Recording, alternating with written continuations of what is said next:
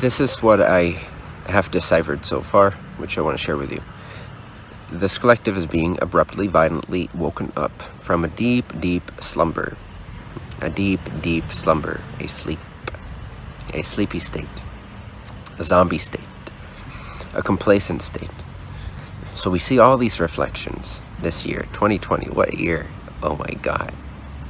We see all these abrupt, violent awakenings.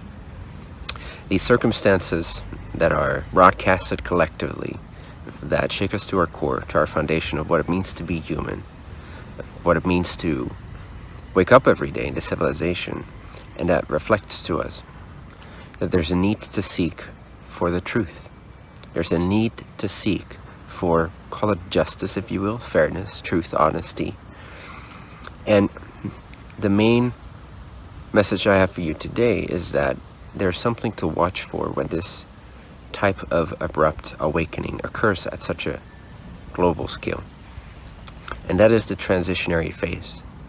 From being asleep to being fully established in the awakened state, which is the end result or aim of such abrupt awakenings and such collective catalysts as we are experiencing so far this year. And so, for example, with the death of George Floyd and the protesting and the riots and all that, what I want you to watch for, if you want to, up to you, is the pitfall of this transitionary phase.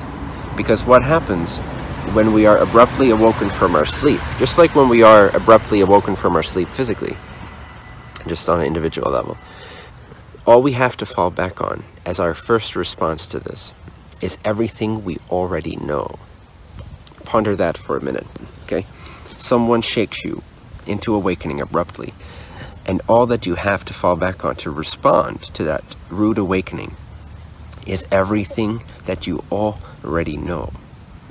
All the thoughts, all the beliefs, all the experiences, all the memories, all the biases, all the opinions, all the preferences, all the victimization that you've experienced in your life, or at least the experience of victimization that you have experienced in your life.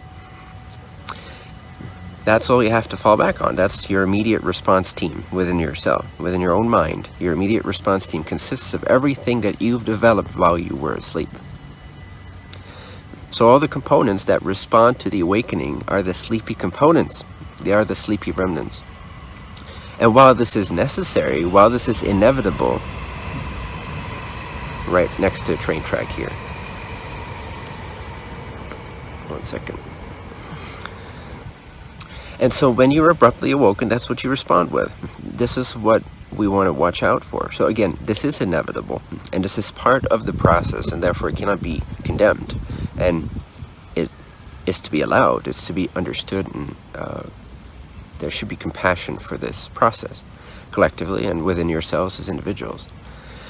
Now, how we can expedite this process, which we are in need of expediting our ability to handle rude awakenings from the end game point of view, meaning from the result point of view of the awakened state, as much, as quickly, as lovingly as we can, instead of reacting to these events from the sleepy remnants, the components that we know from our sleepy condition, from our slumber state, from our slumber years.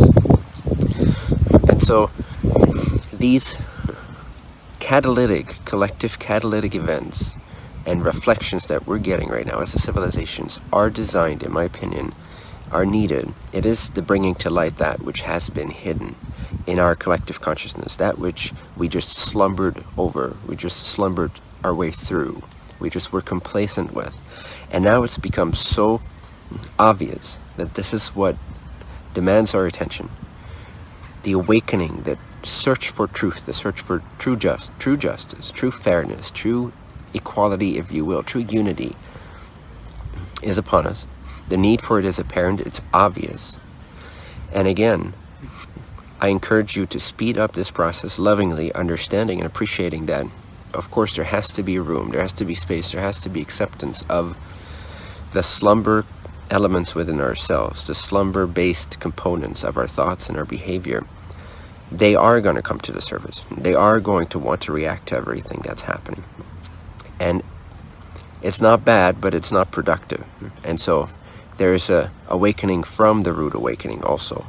There is a phase right after the transitionary phase, which is one of much more peace, much more harmony, much more productivity, much more energetic effectiveness.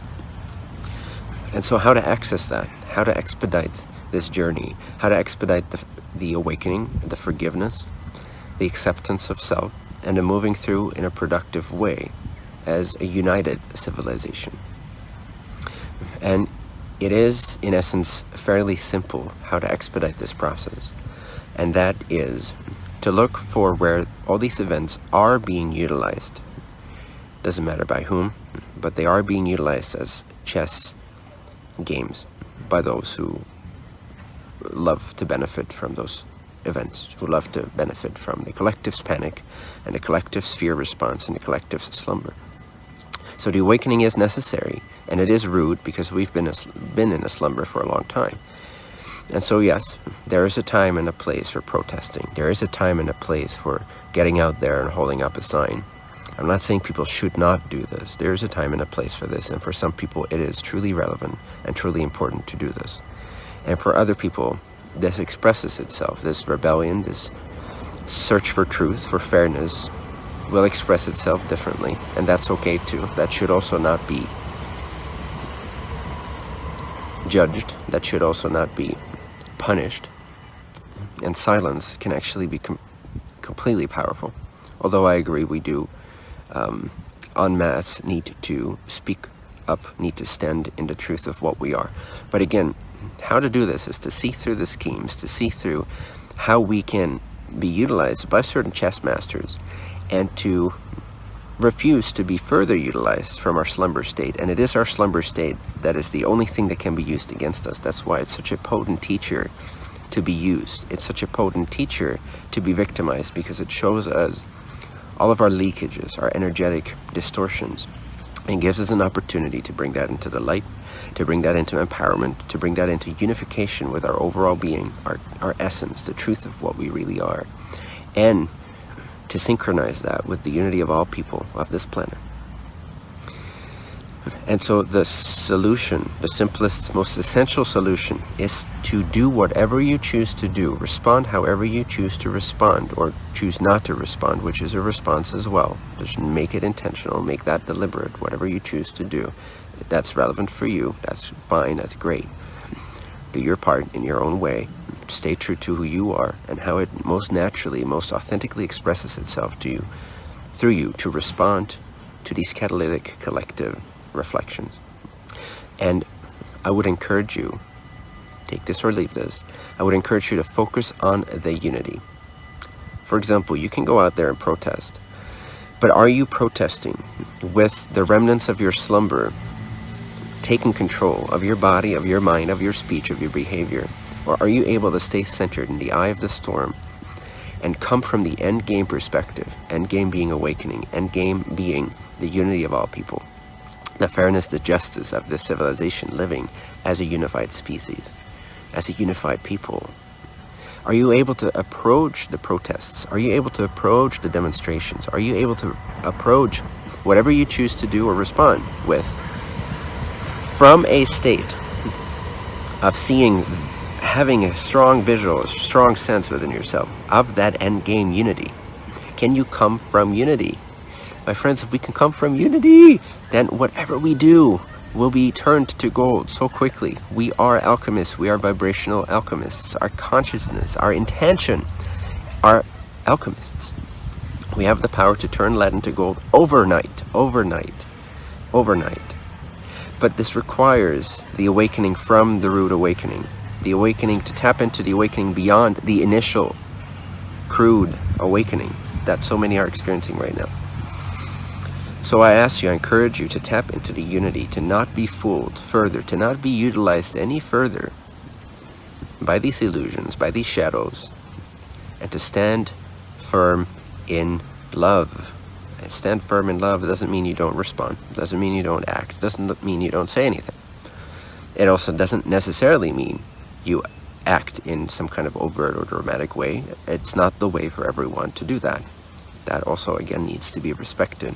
There is great value in deliberate, intentional silence. There's great power in intentionally choosing to play this game differently and to send out, to broadcast a different message, a different frequency, one of love, one of the end game.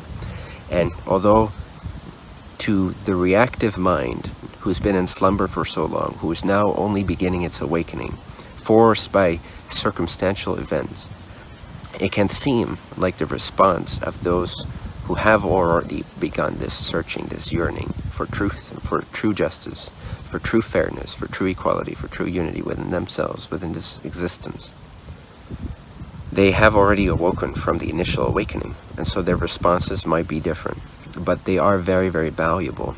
So I'm encouraging you all to maintain the frequency, the state of being, of love, light, and the end game, to remain optimistic against all odds, against all seeming circumstantial evidence, and to radiate from the end game. And it's no different with your personal endeavors, in terms of like the empowerment walk, where you approach whatever project it is that you are approaching from the end game as if it's already been accomplished. Those with a strong vision typically manifest it the fastest because they come from the feeling state, from the confidence to conviction in the end game. So what's the end game to all this? Just consider everything that's occurring right now, what it's pushing us towards. Tune into that end game result, which is unity, which is awakening, which is enlightenment on a global scale, ultimately in the highest reality. Come from that state. Shift yourself into that parallel frequency, that parallel reality, and you will begin to see evidence of this. You will begin to attract the resources, the means, the wisdom, the clarity, the knowledge of when to speak, when not to speak, what to say when you do speak, and how to be quiet when you are quiet. How to demonstrate when you demonstrate, and how to demonstrate non-demonstration when you choose to demonstrate non-demonstration. As long as it's intentional and deliberate and conscious. So it's still participation. It is still coming from love, from compassion, from the desire to see all beings in their highest alignment and to know the intrinsic value and worthiness of all creatures, regardless of skin color, pigment, amount, heritage, and all that. And it goes so far beyond that. All our differences are fake illusions. All our differences are surface waves on the ocean of our unity, my friends. So I encourage you to tap into the end game unity, to stay strong in your vibration, in your faith, in that unity, and to allow your actions to be informed by that end game. Watch for your own reactions that come from everything you already know from the slumber state, everything you've already developed in yourself from the conditioned slumber state that's now being awoken, that you're now being woken up from.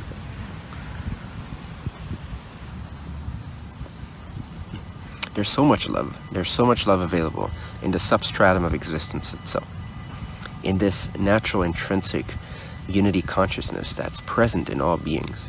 Every creature you meet, even a rock, a blade of grass, a black person, a white person, a yellow person, an animal, doesn't matter. What they all have in common is this deep unity consciousness, this essential oneness, this essential beingness, this I amness, this existence.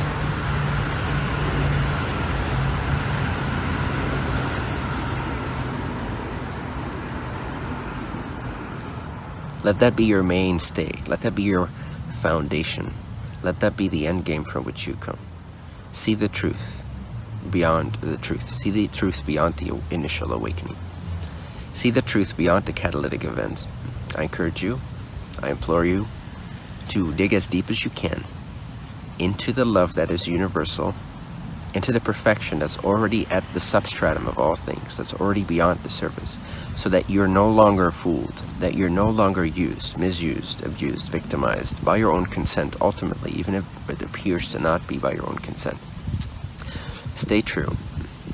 Yes, stand up for what's true, especially if that's what's immediately relevant in your physical environment. Respond, don't react. Come from love, not opposition.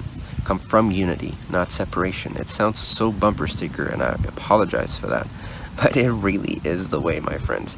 if we want an enlightened civilization, or even any degree of it beyond what we see today, it is imperative that we expedite our self-forgiveness, our forgiveness of perpetrators and others. Again, doesn't mean we don't demonstrate per se, doesn't mean we don't take a stance, doesn't mean we don't speak out against injustice when that's obviously required, when that's obviously what shows up in our experience. But please, within yourself, in the deepest level of your state of consciousness, please, my friends, for your own sake, for the sake of this world, for the sake of every living, breathing creature on this planet, for the sake of this planet itself, for the sake of our future timelines, for the sake of the parallel reality, the quantum reality that we choose to stand for, to stand firm in, and to therefore create and perceive around us in due time.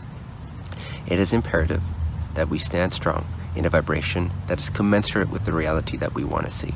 And that's not opposition, that's not separation between the people. That is unity, that is enlightenment, that is forgiveness, radical acceptance. This is the strongest stance. I know many will disagree with this, and I understand. And I know you think I won't understand. And that's okay too. Maybe I don't understand. But I do know the power of oneness. I do know the power of staying rooted in a state of consciousness commensurate with unity, with enlightenment that's beyond the games, that's beyond the oppositional games of polarity, of man and female, of right and wrong, of black and white. I know the power of that unity. I know the power of that love.